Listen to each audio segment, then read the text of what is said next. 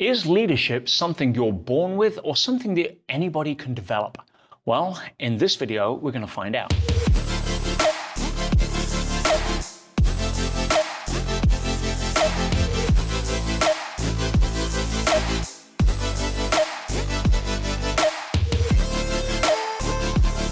What is leadership? Leadership is nothing more than the ability to influence other people from a place of certainty and a place of integrity. When we look at the expressions of leadership, you can actually see it falls into two different kinds of categories. The first is what I call low conscious, and then there is high conscious. Let's look at the difference between those two because it'll really establish a benchmark for how people can develop or shouldn't develop leadership. When we speak about low conscious leadership, I'm talking about people who like to be in charge for the sake of being in charge. It's very much a self-centered projection. It has its basis in ego, motivated by how many followers that they have, how many people idolize them, or how many people listen to them. A lot of the time they use a lack of leadership skills and cover that up with an ability to use title or authority in order to get their way. Low conscious leaders are usually rattled when people disagree with them.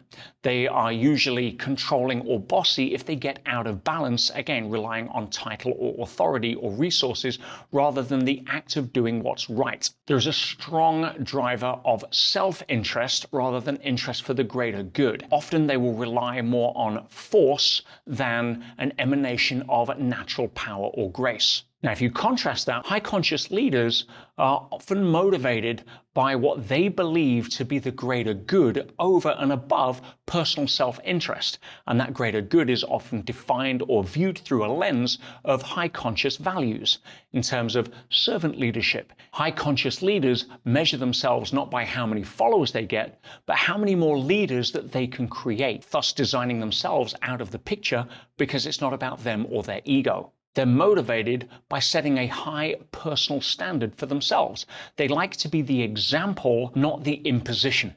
So let's get back to the question of whether this is an instilled or inborn trait or something that can be learned and acquired by everybody. That comes down to the age-old question of nature versus nurture. It's not really a debate, it's an inclusion. Let's take playing the guitar, for example. You're going to have some people that have a natural, inborn, innate ability to make those guitar strings sing. People like Eric Clapton, the great legends like Jimi Hendrix.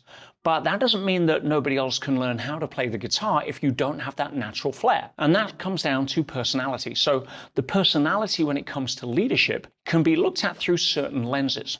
You have your natural introverts, people that tend to be more shy. You have those that are a little bit more verbose or extroverted. That tends to be a response to what we call a survival archetype growing up. If you had controlling, bossy parents, then chances are you wanted to withdraw rather than trigger them by challenging them. So you designed your personality around keeping peace. Peacekeepers don't make good leaders because they always want to please people rather than take tough decisions that may be required to be taken. Then you have more what I call the controlling personality. If you grew up in an area where there was a lot of chaos in your life and you developed a response to that, which is, I need to be in charge.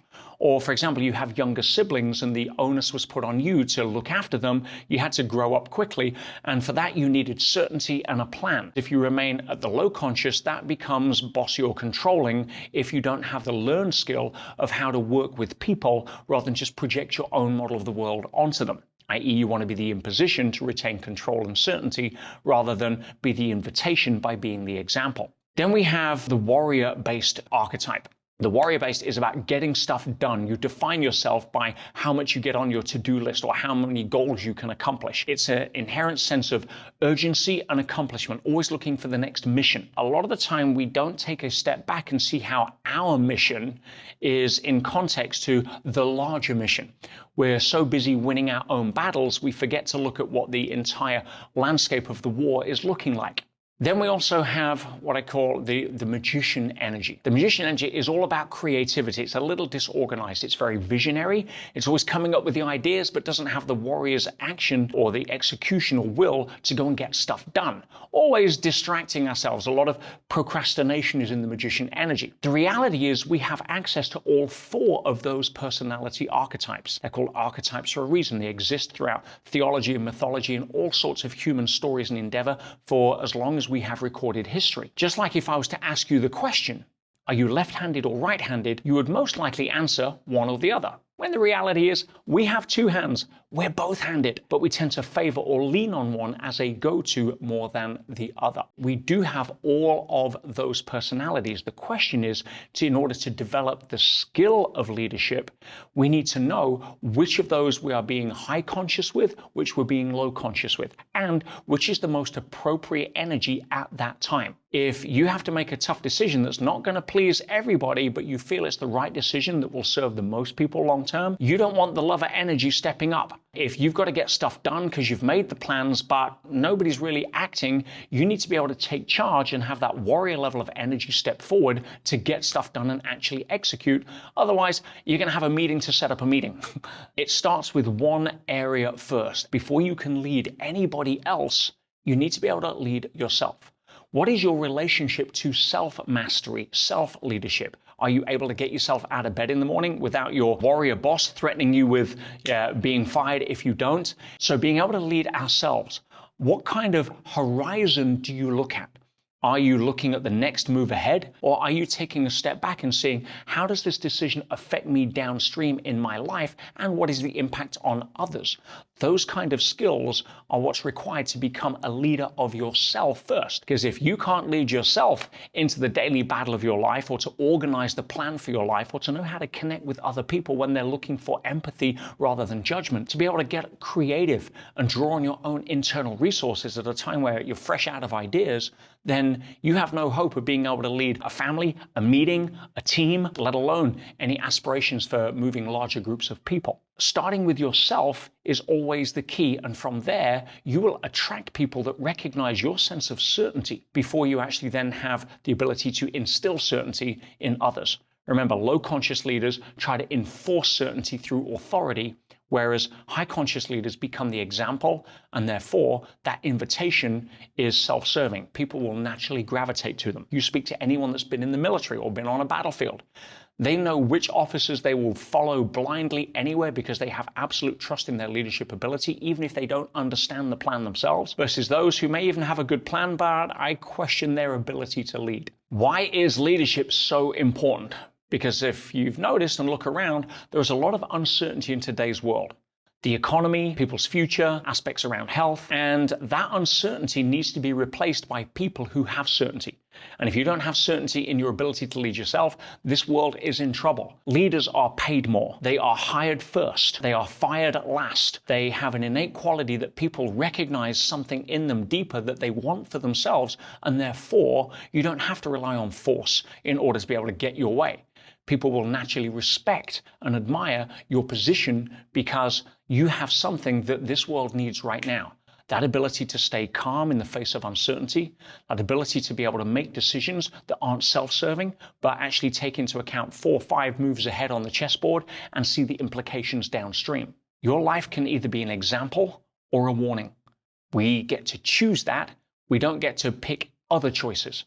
And if you don't choose proactively to have a life that's an example, by definition, you'll actually be a warning. And we can look back at either our parents or caregivers and usually put them in quite easily one of those two categories. Yes, the alcoholic father and the twin story, which if you've not heard is a famous parable. Essentially, you had a father who was an alcoholic. He had twins, biologically identical. And when they grew up, they both had very different lives. One became hugely successful financially, started a business, employed many people. Another was in and out of rehab and ended up in prison as a drug addict. They were both interviewed. And to the success, they said, why did you become success? To the person who was the drunken in prison, they said, why did you become a drunk?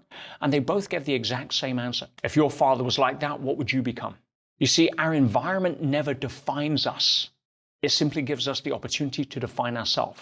And as a leader, we take that choice. As a non-leader, we succumb to the external pressures and then usually take the path of least resistance. Now, if you really want to step up and become a leader and lead yourself first and become bulletproof to stress, to have that level of personal responsibility where you can walk confidently through your life, check out one of my programs called the Elite Mentorship Forum. It is a 6-month program that is designed to create you as a leader from the inside out, covering all of the aspects that we've covered and a lot more. We also have a trainer program where we develop your ability to lead others once you have learned how to lead yourself at a high standard. We have 1,000 5-star Trustpilot reviews. And if you'd like to find out if you have got what it takes to be teachable, be able to learn the kind of leadership skills that I teach my peer group and my trainers, click the link below for some more information. And I look forward to seeing you on your journey of leadership.